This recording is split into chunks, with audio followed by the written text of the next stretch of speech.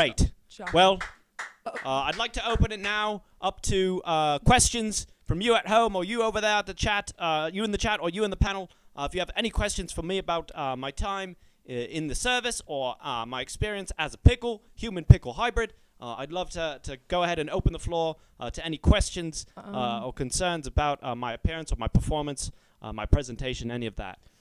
I guess, I mean, I have a question. Maybe this is something you're wondering too as a professional in the cooking field, but how long were you in the brining fluid for exactly? Right, yeah, so that's a great question, right? So by the brining fluid, I can see how you would think that it's a brining fluid because I am a pickle. So, and there is a fluid involved. Yeah, how did you become pickle? Right, so the way that we are transformed when we were in the service, right? We would walk into a sort of a vat, right? We'd be dipped into a vat. You could call it a brine, right? But it's really a sort of a mixture of stem cells and other sort of genetic material that have been harvested from various creatures, right? They just mix them up? You'd sort of get dunked into there. You pop out, right? And you're the type of food that you're trying to be, right? So I'd get dunked in there. I'd come out. Oh, look at me. I'm a brioche bun. Oh, I come out of the vat. All of a sudden, oh, I'm a fish taco, right? So every time you get dunked in, you come out as a different food depending on the type of mission that you're going on. So that fluid I would spend roughly, to answer your question, about 20 minutes is the time that you spend from dunking process to coming out as a type of food. And does that hurt? That stuff can't feel good. No, it's quite unpleasant. In fact, I would describe the pain as excruciating. If a lot of people come out without a mouth, right, because they are foods, they are oranges, or they're any type of food, right? So they can't scream, but if they could, they would, right? If they could scream, they definitely would. But you know, that's part of the job, right? We're trained professionals, we're trained killers, we can kill with our hands, and so we have to be able to take that pain on the battlefield. Okay, fair. We got some questions in the chat here, actually. Let's go with this one. Wavy Lions asks, are you always human size, and if so, does that impact your spying any? Right, great question. Who was that? That was Wavy Lines. Wavy Lines. Thank you for that question. Right, so to clarify, what normally happens is I start out as a human, right? I used to look like a normal human, just like anyone here on the panel. Unfortunately, after so many missions, transforming back and forth, my body eventually just started to not be able to handle the transformation process, right? Each time you're going back and forth between a food and a human, it's taking a bit of your energy, right? It's taking a bit of the health of your body. And so one time, the final time that I was transformed, I was coming back from being a pickle, and I didn't quite make it all the way back to my human form. And that's why you see what you see right now. So normally, I would be a normal-sized pickle on a mission. I would be on a plate, perhaps next to a club sandwich or something like that. But this time, after I'd finished my mission, I came back, and I was stuck in this sort of halfway between a human and a pickle form. And this is unfortunately the way that I've been for the last 3 or 4 years. I've been making a go of it. Like I said, I'm an author now. I've written a book. So I just want you to say I'm not sad. I'm happy to be here on Everything Now, selling my book. Just because I look like a pickle doesn't mean I can't have a normal life, right? Yeah. Sure. It's inspiring. Sure, yeah. So you're caught between worlds, as it were, sort of. Yes, in a way. I am caught between the human world and the world of pickles. But I spend most of my time in the human world. I try to, enjoy the things that humans enjoy. But occasionally, I'll take a soak, right, in the tub. That's a pickle part of me, right? I'll throw a couple of gallons of vinegar and just sort of sit in the tub for a bit, just sort of soak in. And that's a pickle in me, and I can't shake that. That's kind of you soaking in your own blood. Yeah. Fascinating. Well, we've got some more questions in the chat.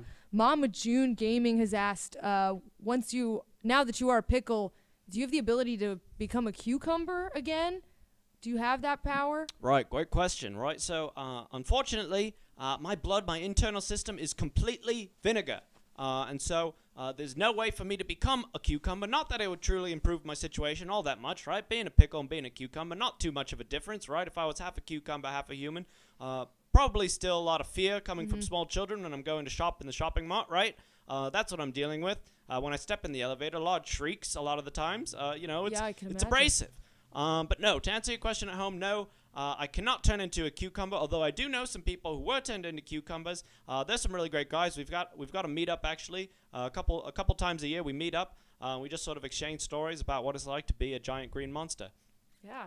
I actually do have a question. So you're obviously very, very attractive. How long do you think that this technology will be used for cosmetic purposes? Wow. Well, first of all, thank you. Great question. You know, surprised as you might be at home, I don't often get compliments on my appearance. A lot of people, for whatever reason, they're afraid of me. They see these bumps, right? They see the green hue of my skin, and they run away. So it's very nice. First of all, thank you for that comment. Yeah, well, I'm not sure. To be honest, this technology is not like traditional cosmetic surgery. There's a lot more going on here. It's not just a snip, cut, and you look like this, right? It's years and years of being dumped into sort of an amniotic fluid mixed with stem cells that allows for this to happen. And so, is the technology possible? You be the judge, right? But is it accessible right now? I wouldn't say so. I'd say we're still probably a few years off from this being available to the consumer at home. So if you're looking at home to be looking like this, I'm sorry, you're going to have to create your own mixture of amniotic fluid and stem cells and sort of do some trial and error at home. And I encourage you to do that. I got 2 questions here I'm curious about. You encourage people to try out their own amniotic talk fluid about sperm cell samples. Okay. Let's talk about, okay, all right. What a disaster asks, do you need to be refrigerated? And on the other side of that coin, Mrs. Manface asks, what do you miss about being human? I guess fully human. Right, great questions. So whichever one you want to answer first, they're both pretty even. Sure, yeah. Well, to answer the first question, yes, and actually that's very perceptive of you at home. I do have to be refrigerated, so that's actually the way I sleep. I've sort of converted my refrigerator at home to be a bed. So I've laid it flat on the ground, sort of like a coffin. Almost. Oh. So it opens up. There's got to be a and less morbid. I scoop right in there, and I get down real low, and I just sort of lay on the ground, covered up like that, and I shut the door, take the door, close it up on top of me, and then I sleep for 8 to 9 hours, get nice and chilly, right, down to around, what's that, about 3 or 4 degrees centigrade, and then I come back out feeling popped up. Oh, there I am, nice and refreshed, ready to start the day. But I do start to wilt if I'm in high heat, so temperature is very important to me. Very perceptive of you at home in the chat. The second question, right. What do you miss? What do I miss about being a human? Well, obviously sex. It's a hard thing. We got to talk about it, right? I had a girlfriend before this happened. We were planning on maybe starting a family, and of course, we've tried things. Of course, we've tried things.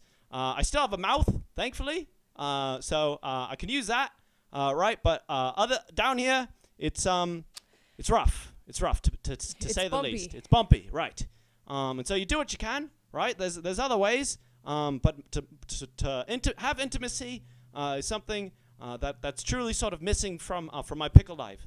So if that's not happening on a sexual level, then Sparky Sparkles wonders, do you get people or animals trying to eat you when you're out and about? Great question. Yeah. Well, luckily I haven't had too many experiences. Usually people are just so deeply afraid of me that they don't try to eat me. They're just shrieking in horror. However, there are animals, like you said, dogs. Sometimes when I'm walking down the street, a dog will spot me, think I'm some sort of chew toy, run after me, take a bite out of my butt or something like that, run off with it. And that's something that I deal with. So right. Yes, I do have to keep an eye out, keep an eye on the dogs or birds. Sometimes a bird will swoop down, sort of take a peck at me, and then it'll realize what I am, and it'll fly off. But these are the kinds of things that you have to be mindful of when you are a pickle. I think we've got a question from Fever Woman that I think needs asking based on the information you've given us today about technology and how it's used for espionage. Fever Woman asks, do foods become meant to spy on other dishes or on people? Wow, that is... Because I think we're all realizing for the first time that maybe the food around us could be a person, so... That is something that, to be honest, Fever Woman, I hadn't even thought about that, really. I mean, yeah, I've spent my entire life turning into food, right? I spent my entire career as a human trying to spy on other humans as food. To answer your question about food spying on us as humans, or spying on each other, rather, I guess, by turning into humans, well, I suppose it's possible. I'm not sure. How a food item would be able to sort of create that technology, but I don't think it's outside of the realm of possibility. I mean, look at me, for God's sakes. If I can exist, anything is possible. So it's a great question at home from Fever Woman. Unfortunately, I'm not sure the implications, maybe on later on today, we might find something out about that. Speaking of spending your whole life turning into different foods, and how that process kind of degrades over time, I'm wondering if that is having something to do with the fact that you don't seem to be one pickle, but in fact many pickles. Is anyone else seeing this? It's not pleasant to look at, I'll be honest with you. You seem to be almost just a assemblage of many pickles. Right. Yes, that is very perceptive. Thank you for that question on the chat, from the panel. Right. If you're looking at me, you're saying, well, wait a minute, he's not looking like one pickle. It's almost like he's sort of a shifting, sort of difficult to spot multitude of pickles. Almost right? like an optical illusion. Right. Yes, it's very confusing, and I can understand that. Truly a nightmare. The truth to of the matter is, part of the process when I was transforming back and forth, as I was being transformed into multiple pickles, right? And so when a human is transported into the sort of body of a food item, you can't choose one food item, right? There's not enough genetic material in one pickle or one piece of sushi or one hot dog to transform all of that genetic information. And so when that process is taking place, there's actually many pickles that are being, their genetic information is being utilized in the process. And what you're seeing here is sort of all of the pickles that were utilized in the process of creating me. Wow. So I'm actually sort of amalgamation of multiple pickles, and that explains my appearance and sort of the shape-shifting aspect of my appearance. Wow, so you speak for many pickles in a sense. That's right, yes, I do. In some ways, you could say that I speak for all the pickles. That's beautiful. Wow. That's beautiful stuff. I think on that note, I think a while back someone asked if your new situation has affected, do you eat pickles now? What do you eat now? Sure. Well, that it is an offensive question, and I'll take it as coming from a place of ignorance rather than a place of malice. But no, of course, I don't. I'm so sorry. I don't eat pickles, right? So pickles are friends, of course, and I try to show that every day by being friendly to my neighbors and to my colleagues. But no, I don't eat pickles. There's plenty of other foods I like to eat. For example, I'll eat Soylent. I've gotten really into Soylent recently because it's sort of like a non-food item. I don't feel as bad. I can drink that stuff. It tastes terrible. I won't lie to you now. Soylent tastes horrible, but morally speaking, it's pretty much the only thing that I can get down these days. So I do drink a lot of Soylent. Some people in the chat are bringing up Rick and Morty. I don't know if you're aware of the pickle Rick phenomenon. Yes. So also VeggieTales came up. And VeggieTales. From Tom so basically pickle and vegetable related media. Representation. Right. So where do you stand on that now that you are? I can't speak to it all that much on the show, unfortunately. I am sort of locked right now in some sort of litigious battle, right? So what's going on right now is the people over at Adult Swim and whoever creates VeggieTales, they seem to feel that they can just sort of use my image and my story as much as they like, even though my story came much before them. Like I said, this program started in the late 90s. And so what's happening now is our lawyers are sort of communicating to sort of figure out, where did they find that information? How did they come up with that idea? And hopefully by the end of it, everybody will get their cut of what is becoming, it seems like, some sort of media empire that I'm not being a part of. So to be clear, I'm under the impression that those programs, VeggieTales and Rick and Morty, sort of took my appearance, took my story, and used it for their own against my will. So I am hoping to be compensated for that at some point. But I can't speak to it too much right now because it is an ongoing lawsuit. And I don't want to give too much away to the opposition at this point. But let it be known that I do not support Rick and Morty. I do not support VeggieTales. And I do hope that they come to their senses and give me the credit that I deserve for the horrible experience that I've had that they're now using to fund their projects. Wow. Thank you. Very eye-opening stuff. Yeah, truly. We respect your experience. Yeah, thank you for your service. Pretty eye-opening. Thank you. And also, I mean, you're hot, right? Yeah.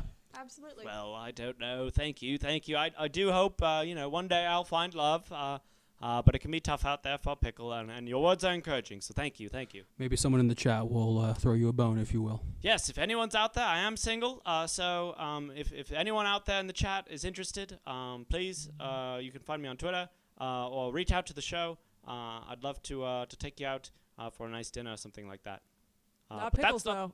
Oh, not Pickles, Nice no. Soylent. A nice something, maybe some Soylent. Sure. A nice Soylent date. I have one last question, actually. If your book got optioned, who would you want to play you in a movie? Oh, wow. Wow, that is a great question. Probably someone with, like, leathery who would skin. play me? I would Like a say Mickey Rourke. Yeah. maybe like a Danny Glover.